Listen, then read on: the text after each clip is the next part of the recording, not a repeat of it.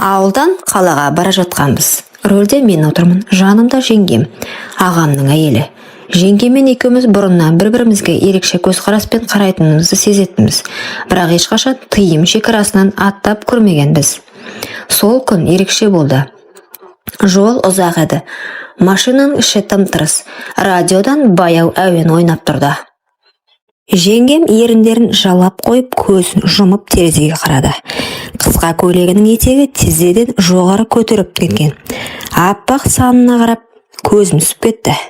Тамағым құрғап жұтындым. Ол мұны байқап қойғандай. Шөлдедің бе деп езу тартты. Даусында біртүрлі ішкі от, жасырын қулық бар еді. Жауап бере алмай басымды изедім. Кенет ол алдыға еңкейіп, бар сымбатын әдейі көрсеткендей болды. Маңдайынан ағып түскен бір тал шашын қолана тартып маған бұрылды. Қалжыңдамаймын. Мына ұзақ жолда бір-бірімізге демеу болмасақ, ішіміз пысып кетеді ғой. Осы сәттен кейін бәрін өзгерді. Ол алға еңкейген кезде жұқа көйлегінің ішінен көрінген омырау сызығы мені есімнен айырды. Жеңгемнің жанарында ойнаған отты көріп жүрегім дүрсілдеді. Ол өзі де тоқтатқысы келмейтін сияқты. Қолын жайлап тіземе қойды. Ештеңе айтпадым. Тек үнсіз рөлге қарап отырдым. Бірақ ішім алай-дүлей. Денем қазір жарылып кетердей ыстықтап барады. Қатты қысылып отырсың ба, деді ол. Еппен даусы сыбырлап шықты. Құлағыма жеткенде денем мұз болып, бір сәтте отқа оранғандай ысып кетті. Сосын тағы да. Ағаштар арасында алаң бар дейді ғой. Тоқтап демалып алсақ қайтеді? Бұл ұсынысты күтпегендей болдым, бірақ ойымда дәл осы болған. Рөлді оңға бұрып, ескі орман жолағына қарай бұрылдым. Машинамыз көлеңкелі жерге тоқтады. Іштегі тыныштық екеумізді де буып бара жатты. Ол баяу қозғалып жаныма келіп отырды, саусақтарыма жанаса ұстап. Мұны екеуміз ұмыта алмаймыз, білемін, бірақ сен туралы тым көп ойлай берем, деді. Көзіне қарағанда, онда іңкәрлікте, тыйымда, ашу мен антықтық араласқан сезімдер бар еді. Сол сәтте оның бетінен ақырын сүйіп қалдым. Қарсыласқан жоқ, керісінше мойныма оралып, демін мойнына төкті. Екеуміз үнсіз түсінісіп, бір-біріміздің ыстығымызға иіріп, баяу, асықпай шешіндіріп, алақанмен сипап, денені сөзсіз сөйлетіп, тым тереңге сүңгідік. Сол күннен кейін бәрі өзгерді. Көліктің іші тым тыныш еді. Жеңгем әлі де жаныма сүйеніп отыр. Шашынан тараған иісі жүрегімді шымырлатты. Аз ғана уақыт бұрын болған сәт. Қазірдің өзінде өңім бе, түсім бе, айыра алмай отырмын. Біз бұлай болмауымыз керек еді, деді ол сыбырлап. Даусы дірілдеп шықты.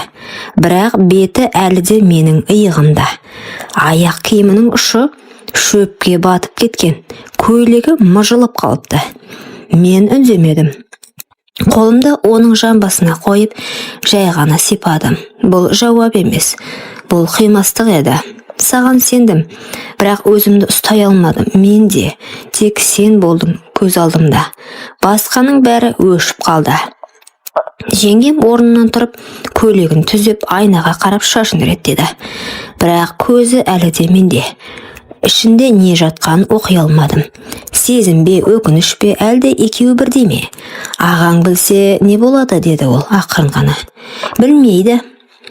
Бұл тек екеумізге тиесілі. Осы ағаштардың, осы жолдың, осы машинаның ішінде ғана қалу керек. Ол күрсінді, терең, қиналған күрсініс. Бірақ ештеңе айтпай орнына қайта отырды. Жолды жалғастырдық. Бірақ бұл сапар бұрынғыдай емес еді. Көлік ішінде үнсіздік, тек радиодан баяу ән ғана естіледі. Сырт көз ештеңе байқалмас еді. Бірақ екеуміздің жүрегімізде бір құпия мәңгілікке орнығып қалды. Ауылға қайтқаннан кейін бәрі бұрынғыша көрінді, бірақ мен үшін өмір ешқашан бұрынғыдай болмады. Күнде таңертең көзімді ашқанда есіме түсетін жалғыз адам, жеңгем. Түнде көзімді жұмғанда сезетін жалғыз жан тағы да сол. Бір апта өтті, тағы да бір апта. Ол үндемеді, мен де үндемедім, бірақ кездейсоқ көзіміз түйіскенде екеуміз де бәрін қайтадан сезінетінбіз. Бір күні кешке аула жақта жүргенімде ол маған жақындап: "Сен де тыныш ұйықтай алмай жүрсің бе?" деді. Үнсіз басымды изедім. Ол жан-жағына қарап, екеуміз отырған орындыққа жайғасты. Қараңғы түсіп кеткен. Ағаш жапырақтары сыбырлап, біртүрлі тылсым атмосфера орнағандай болды. "Мен өзімді жақсы сезінбей жүрмін", деді ол ақырын. "Не болды? Ауырып жүрсің бе?" Ол жауап бермеді. Көзін тайдырып әкетті. Сол сәтте жүрегіміз өте қалды. "Сен бірдеңе сезіп жүрсің бе?" дедім. Ол ернін тістелеп: "Кешіккеніне 3-ші күн." Тынысым бір сәтке тоқтап қалғандай болды. Сөз таба алмай қалдым. "Бұл біз ойнаған нәрсе емес еді", деді ол дірілдеп. "Бұл өмірімізді өзгертетін нәрсе болуы мүмкін." Сол сәтте мен екі оттың ортасында қалғанымды түсіндім. Сезім мен тыйым, құмарлық пен жауапкершілік, ал оның ішінде бір жаңалық. Мүмкін біз бір сәтті құмарлықпен мәңгілік тағдыр жасап қойған шығармыз. Бәрін ұмытып, алда жоқтай көрініп жүрген күндердің бірі еді. Аулада жалғыз тұрғанымда үйден жеңешем жүгіріп шықты. Беті бозарып кеткен, қолында бір кішкентай қағаз, анализ қағазы, көзіме тіке қарады. Тынысымыз бір сәтке тоқтап қалғандай болды, шынымен. Қолым дір ете түсті. Ештеңе айта алмадым. Жүрегім кеудеме сыймай соғып, құлағым шыңылдап кетті. "Менің аяғым ауыр", деді. Ол орындыққа отыра кетті. Қолымен бетін жауып біразға дейін үнсіз қалды. Мен басымды ұстап ауладан ары қарай кетіп қалдым. Аяғым өзімдікі емес сияқты. "Қанша рет бітті, ұмытайық", дедім. Бірақ дәл сол сәтте бәрі қайта тірілгендей болды. Кешке қарай ол маған хат жазып жіберді. "Мен кеткім келеді. Бұл ауылда, бұл үйде мен енді өзімді әйел сезіне алмаймын. Бірақ менің ішімде кішкентай жан бар. Ол ештеңеге кінәлі емес", деді. Осы сөздер жүрегімді жаралап өтті. Мен жаздым: "Менімен кет, жүр, бәрін артта қалдырайық. Сен менің тыйымым емес, сен менің тағдырымсың", дедім. Ол келесі күні көлікке отыруға дайын тұрды. Ауыл іші тым-тыныш. Бірақ сол тыныштықтың ішінде екі күнәһар өз балашағын құшақтап түнгі жолға бет алып бара жатты. Түн еді. Жарығы әлсіз көше шамдары арасынан машинаның шамы жанып қалаға кіріп барып келе жаттық. Ол жанымда отыр, қолында шағын сөмке. Көзінде қорқынысты үміт те бар. Бірақ қолымды қысып отырғаны мені таңдағанның белгісі. "Қазір не істейміз?" деді ол ақын. "Бастаймыз бәрін жаңадан. Сен екеуміз, үшеуміз." Бұл сөзден кейін ол жымиып басын иығыма қойды. Қала шетіндегі шағын пәтер жалдадық. Жаңа төсек, ескі перде, таза тыныштық. Бірақ бізге осы да жететін еді. Сол түні ешқандай тыйым, ешқандай кінә сезімі жоқ еді. Тек екеуміз денемізбен ғана емес, жүрегімізбен жақын едік. Жеңгем емес еді енді. Ол менің әйелімдей көрінді. Баяу музыка қосып қойып, бөлменің ортасында биледік. Ол күлді, мен таңырқап қарадым. Бұрын мұндай шаттығын көрмеппін. Бір сәтте қолыммен белінен тартып, маған жақындаттым. Ерніме жанасып, көзін жұмған күйі сыбырлады: "Саған сенемін. Менің балам сенің жүзіңе ұқсасыншы." Бұл сөз жүрегімді шоқ тастап жіберді. Таңертең шай үстінде ол маған жұмсақ қарап: "Ештеңеге өкінбеймін, осы сезім үшін бәріне дайынмын", деді. Мен саған үй, тыныш өмір, махаббат сыйлай алмасам да, сенің арманыңды қорғауға дайынмын, дедім. Осылайша бір түнді құмарлық мәңгілік махаббатқа айналып бара жатты. Таңғы шай үстінде ол маған күлімдеп қарады. Көзінің астындағы жеңіл көгерген іздер ұйқысыз түннің, ал ұялы күлкісі шексіз сенімнің белгісінде еді. Мен үнсіз тұрып телефонымды қарадым. Хабарламалар ішінде бір нөмір таныс боп көрінді. "Ағам, сенімен сөйлесуім керек, маңызды." Жүрегім дір ете қалды, қолым дірілдеп, аузыма сөз түспей қалды. "Не болды?" дедім. Бірден байқап: "Жай, жұмыс жайлы. Ағам жазыпты", дедім. Ол бәрін білді ме екен? Мен басымды изедім, іштей өз-өзімді жұбатқан болып. Білсе де түсінетін шығар, мен шын ғашықпын ғой. Ағаммен қаланың сыртындағы ескі кафеде кездестім. Келіп отырып алдымнан қарады. Көзінде мұз. Сен бақыттысың ба? Бұл сұрақ мені есеңгіретіп жіберді. Иә, мен бақыттымын, білесің бе? Сенің бақытың менің қасіретім екенін. Мен үнсіз қалдым, ағамды темекі тұтатып. Қайталап сұраймын, бәрін білем. Сен оны алып кеткен жоқсың, ол өзі кеткен. Бірақ сен бауырым бола тұра, менің арқа тұтар інім бола тұра, қалай? Мен басым салбыраттым. Жоқ, сенің рұқсатыңды сұрай алмадым, себебі ол жүрегімнен бұрын орын алды. Сенің әйелің емес еді ол менің тағдырым болды. Ал менше, мен кіммін енді саған? Аға көзін жұмды да орнынан тұрды. Екеуің бақытты болыңдар, бірақ мен үшін сен жоқсың. Қанынан туған іні емес, еркектен қыз тартып алған бөтенсің енді. Кетіп қалды. Сол түні мен келіп, оның жылап отырғанын көрдім. Қорқам деді.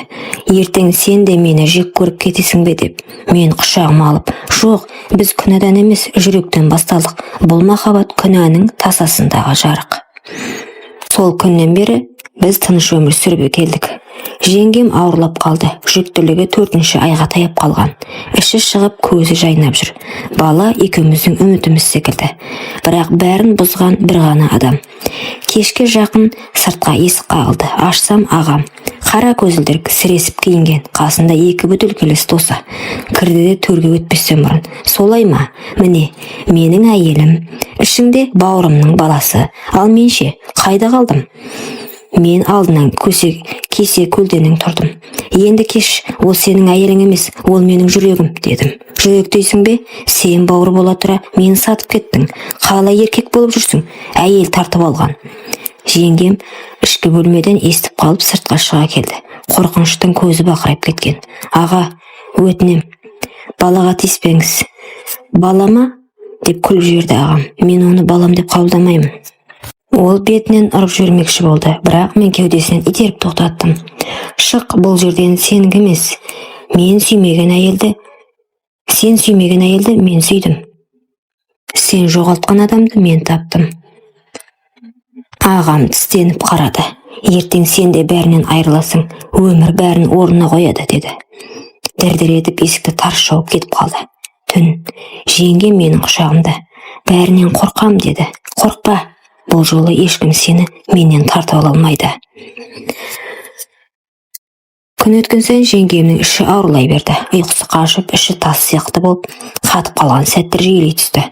Бір күні кешке іші қатты тартып, жерге тізерлеп отыра кетті. Мен жедел жәрдем шақырдым. Іштегі бала оттегі жетіспеуінен қиналып жатыр, деді дәрігерлер. Жылдам шешім қабылдау керек. Аурухана, ақ халаттылар, жарық шамдар, дәліздегі ащы иіс. Мен сыртта күтіп отырмын. Сағаттар жылжып жатқан жоқ сияқты.